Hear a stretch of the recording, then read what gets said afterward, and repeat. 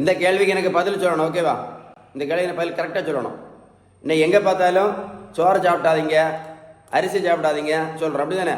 சோறு சாப்பிட்டாச்சுன்னா சுகருக்கு மாத்திரை போட வேண்டியது வரும், சோறு சாப்பிட்டா ப்ரெஷருக்கு மாத்திரை போட வேண்டியது வரும், சோறு சாப்பிட்டா கெட்ட கொலஸ்ட்ராலுக்கு மாத்திரை போட வேண்டியது வரும், இந்த சோறை சாப்பிட்டா இன்சுலின் ஊசி போட வேண்டியது வரும், இந்த சோறை சாப்பிட்டா சுகருக்கு மாத்திரை போட வேண்டியது வரும் சொல்கிறாங்களா இல்லையா? சோறை சாப்பிட்டா சுகருக்கு மாத்திரை போட வேண்டியது வரும், சோறை சாப்பிட்டா இன்சுலின் போட வேண்டியது வரும், என்ன எல்லாரும் சொல்லிட்டு இருக்காங்க. சரியா? நான் ஒரே ஒரு கேள்வி கேட்பேன், எனக்கு கரெக்டாக நீங்கள் பதில் சொல்லணும். சரியா?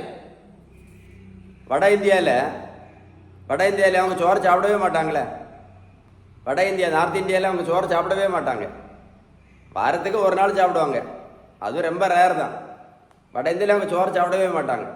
அப்படி இருந்த பிறகும் வட இந்தியாவில் எவ்வளோ பேர் சுகர் மாத்திரை சாப்பிட்டுட்டு இருக்காங்க? வட இந்தியாவில் எத்தனை பேர் ப்ரெஷருக்கு மாத்திரை சாப்பிட்டுட்டு இருக்காங்க? வட இந்தியாவில் எத்தனை பேர் கெட்ட கொலஸ்ட்ராலுக்கு மாத்திரை சாப்பிட்டுட்டு இருக்காங்க? வட இந்தியாவில் எத்தனை பேர் இன்சுலின் போட்டுட்டு இருக்காங்க? வட இந்தியாவில் எத்தனை பேர் சுகருக்கு மாத்திரை சாப்பிட்டுட்டு இருக்காங்க? பதில் சொல்லுங்க. இதுக்கு நீங்கள் எனக்கு கமெண்ட்ஸில் நீங்கள் எனக்கு பதில் அனுப்பணும். எனக்கு நான் கேட்ட கேள்விக்கு நீங்கள் பதில் அனுப்பணும். சரியா? இன்னொரு கேள்வி கேட்க போகிறேன், நீங்களே ஷாக் ஆயிடுவீங்க. இன்னொரு கேள்வி கேட்க போகிறேன் உங்களுக்கு. இந்த உலகத்தில், தமிழ்நாட்டில் கிடையாது, இந்த உலகத்தில், சரியா? தமிழ்நாட்டில் நினச்சிடா, இந்த உலகத்தில், சரியா? நடைபயிற்சி மட்டும் பண்ணனால யாராவது சுகர் மாத்திரை நிறுத்தினாங்களா? இல்லை ப்ரெஷர் மாத்திரை நிறுத்தினாங்களா? இல்லை கெட்ட கொலஸ்ட்ரால் மாத்திரை நிறுத்தினாங்களா? இல்லை இன்சுலின் நிறுத்தினாங்களா? இல்லை இந்த பானை வேற யாராவது குறைச்சாங்களா?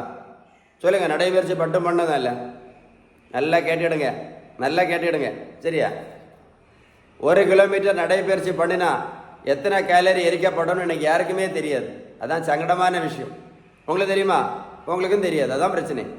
1 கிலோமீட்டர் நீங்கள் நடைபயிற்சி பண்ணால் கூட 40லேருந்து 50 கேலரி மட்டும்தான் எரிக்க முடியும். அப்போ நடைபயிற்சி மட்டும் பண்ணி இந்த மாத்திரையும் இந்த இன்சுலினை நடத்த முடியுமா? சொல்லுங்களேன். நடைபயிற்சி மட்டும் பண்ணி இந்த மாத்திரை இன்சுலின் நடத்த முடியுமா? இல்லை இந்த பானை வேற குறைக்க முடியுமா? கொஞ்சம் யோசிங்களா? யோசி. இன்னொரு கேள்வி கேட்க போகிறேன், அதுக்கு தான் நீங்கள் பதில் கரெக்டாக சொல்லணும். சரியா? சொல்லணும். எனக்கு சுகருக்கு மாத்திரை மட்டும் போட்டதுனால யாருக்காவது சுகர் சரியா இருக்கு இந்த உலகத்தில்? தமிழ்நாட்டில் இல்லை, உலகத்தில் கேட்டேன். சுகருக்கு மாத்திரை மட்டும் போட்டதுனால யாருக்காவது சுகர் சரியா இருக்கா? இல்லை சுகருக்கு இன்சுலின் மட்டும் போட்டதுனால யாருக்காவது சுகர் சரியா இருக்கா? சொல்லுங்களேன். கெட்ட கொலஸ்ட்ராலுக்கு மாத்திரை மட்டும் போட்டதுனால யாருக்காவது கெட்ட கொலஸ்ட்ரால் சரியா இருக்கா? சொல்லுங்களேன். நீங்களே சொல்லுங்களேன். இல்லை ப்ரெஷருக்கு மாத்திரை மட்டும் போட்டதுனால யாருக்காவது ப்ரெஷர் சரியா இருக்கா? தமிழ்நாட்டில் இல்லை, இந்த உலகத்தில் கேட்டேன். யாருக்காவது சரியா இருக்கா? சொல்லுங்களேன். சரியா? இது என்னது? ஆவாரம் பூ. இது என்னது? கரிஞ்சீரகம். இது என்னது? கருவேப்பிலை. இது என்னது? வெந்தயம். ரொம்ப ஃபேமஸ் வெந்தயம், பயங்கர ஃபேமஸ் வெந்தயம். சரியா? வெந்தயம். இது என்னது? நெல்லிக்காய் ஜூஸ். கரெக்டு. எல்லாம் ரொம்ப ஃபேமஸ் இல்லை இப்போ, நெல்லிக்காய் ஜூஸ். இது என்னது? நாவல் பழம். இதெல்லாம் சாப்பிட்டதுனால, சரியா, யாராவது சுகர் மாத்திரை நடத்தினாங்களா? சொல்லுங்க. யாராவது சுகர் மாத்திரை நடத்தினாங்களா? யாராவது ப்ரெஷருக்கு மாத்திரை நடத்தினாங்களா? இல்லை யாராவது கெட்ட கொலஸ்ட்ரால் மாத்திரை நடத்தினாங்களா? இல்லை யாராவது தைராய்டு மாத்திரை நடத்தினாங்களா? இல்லை யாருக்காவது ஃபேட்டி லிவர் பிரச்சனை சரியா இருக்கா? சொல்லுங்க. இல்லை யாராவது இன்சுலின் நடத்தினாங்களா? நல்லா கேட்டுடுங்க, ஓகேவா? நல்லா கேட்டுடுங்க. சுகர், ப்ரெஷர், கெட்ட கொலஸ்ட்ரால், உடல் பருமன், இதெல்லாம் சொன்னேன். சுகர், ப்ரெஷர், கெட்ட கொலஸ்ட்ரால், உடல் பருமன், பிசிஓடி, பிசிஓஎஸ், ஹார்மோன் பிரச்சனை, மாதவிடாய் பிரச்சனை, குழந்தையின்மை பிரச்சனை, இது போக ஃபேட்டி லிவர் பிரச்சனை, இது எல்லாத்துக்கும் காரணம் என்னன்னு கேட்டால் இன்னைக்கு யாருக்குமே தெரியாது. அதுதான் ரொம்ப ரொம்ப சங்கடமான விஷயம். சுகர், ப்ரெஷர், கெட்ட கொலஸ்ட்ரால், உடல் பருமன், இது காரணம் என்ன தெரியுமா? உங்களுக்கு தெரியுமா? ஃபேட்டி லிவர் காரணம் தெரியுமா? தெரியாது. அதான் பிரச்சனையே. நான் இப்போ சொன்னேன்ல, எல்லாம் சொன்னேன்ல. இப்போ sugar, pressure, cholesterol, fatty liver, PCOD, PCOS எல்லாம் சொன்னேன்ல, மாதவிடாய் பிரச்சனை, இது எல்லாத்துக்கும் ஒரே ஒரு காரணம் தான் இருக்கு. தெரியுமா அது என்னன்னு? அதுக்கு பேர் தான் இன்சுலின் ரெசிஸ்டன்ஸ். இதை வந்து இங்கே பேப்பரில் எழுதி எடுங்க. முதல்ல இதை பேப்பரில் எழுதி எடுங்க. சரியா? எழுதி எடுத்துடுங்க. இந்த இன்சுலின் ரெசிஸ்டன்ஸை சரி பண்ணணும்னா ஒரே ஒரு வழி தான் இருக்குது. 2 வழியெல்லாம் கிடையாது, ஒரே ஒரு வழி தான் இருக்குது. அதுக்கு பேர் தான் பேலன்ஸ்டு டயட்.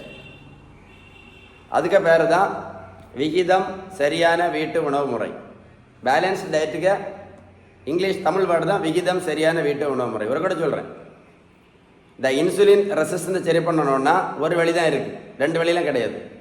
அதுக்கு பேர் தான் விகிதம் சரியான வீட்டு உணவு முறை. இல்லைன்னா அதுக்கு பேர் என்னது?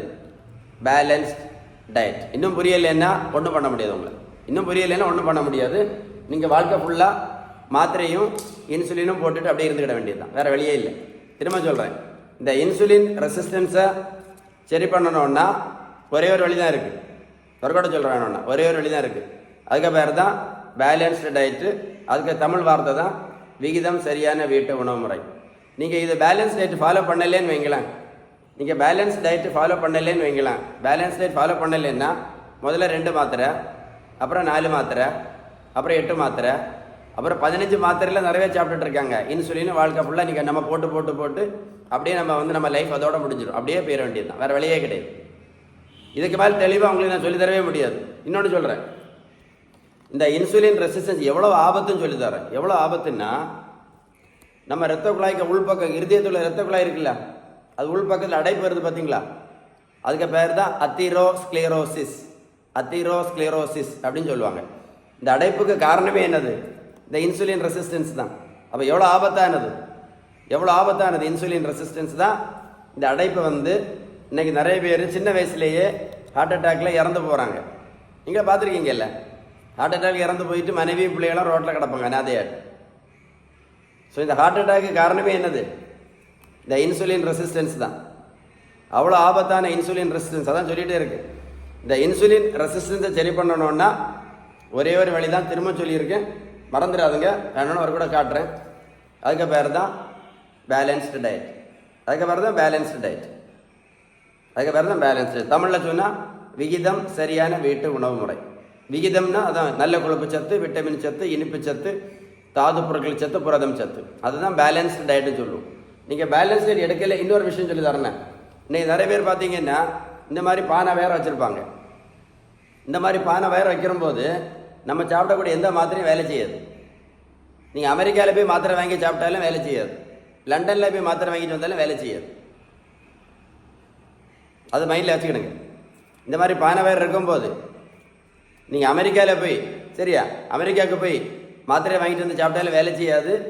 நீங்கள் லண்டனில் போய் இன்சுலின் வாங்கிட்டு வந்தாலும் வேலை செய்யாது. அதனால் நீங்கள் சாப்பிட்ற மாத்திரையெல்லாம் டோட்டலி வேஸ்ட்டு. அது மட்டும் இல்லை, ஒரு நாளைக்கு நீங்கள் 4 மாத்திரை சாப்பிட்டா, ஒரு நாளைக்கு 4 மாத்திரை சாப்பிட்டா ஒரு வருஷத்துக்கு மட்டும் 1460 மாத்திரை சாப்பிட வேண்டியது இருக்கும். ஒரு நாளைக்கு 4 மாத்திரை சாப்பிட்டா ஒரு வருஷத்துக்கு மட்டும் 1460 மாத்திரை சாப்பிட வேண்டியது இருக்கும். நீங்களே கணக்கு போட்டு பாருங்களேன்.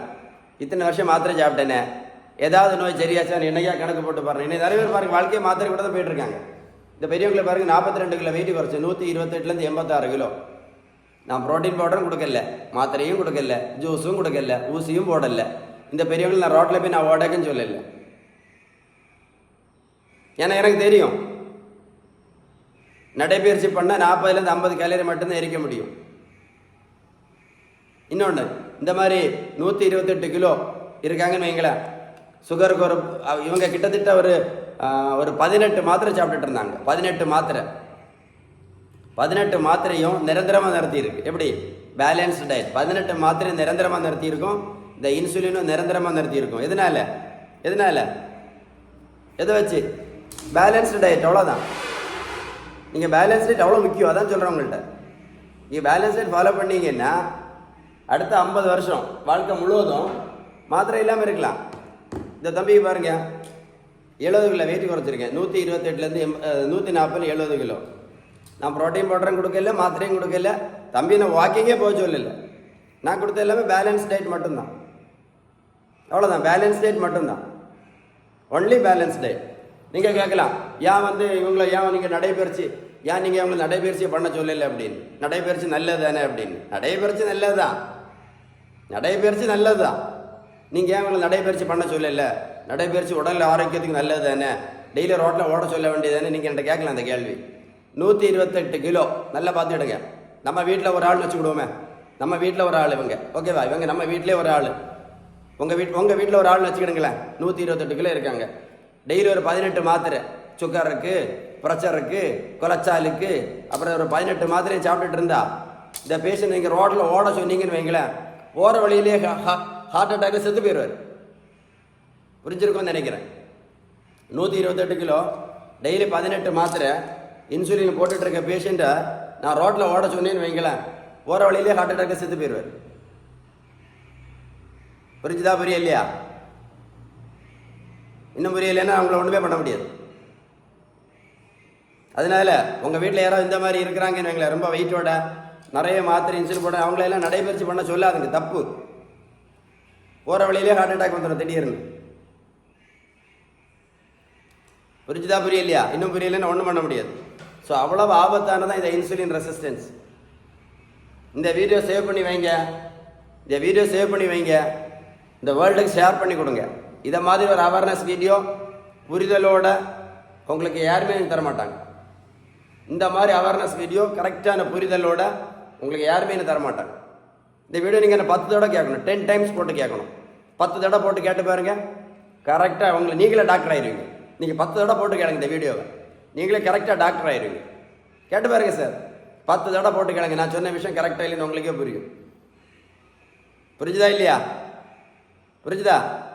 திரும்ப சொல்கிறேன், இந்த இன்சுலின் ரெசிஸ்டன்ஸ் சரி பண்ணணும்னா ஒரு வழி தான் இருக்குது, ஒரே ஒரு வழி தான், வேறு எதுவுமே கிடையாது. பேலன்ஸ் டயட் மட்டும்தான். தமிழில் கேட்டிங்கன்னா அதுக்கு பேர் தான், நிறைய பேர் கேட்பாங்க அதுக்கு அர்த்தம் என்னென்னு. பேலன்ஸ் டயட்னா விகிதம் சரியான வீட்டு உணவு முறை, நம்ம சாப்பிட்ற உணவுள்ள விகிதம். இந்த வீடியோ நீங்கள் ஷேர் பண்ணலேன்னு வைங்களேன், உங்களை யாருமே ஹெல்ப் பண்ண, உங்களுக்கு இந்த ஹெல்பிங் டெண்டன்சியே இல்லைன்னு அர்த்தம். பியூட்டிஃபுல்லாக சொல்லியிருக்கேன். Stay tune with doctor Sheeban. மறக்காமல் ஷேர் பண்ணுங்கள், ஓகேவா?